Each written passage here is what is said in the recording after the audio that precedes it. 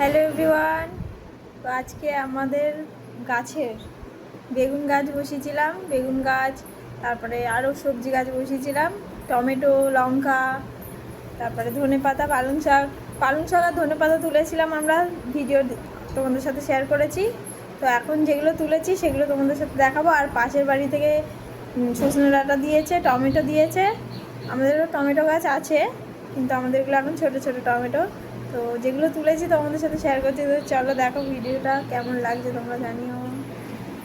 এই হচ্ছে টমেটো, বেগুন, দু রকমের বেগুন আছে।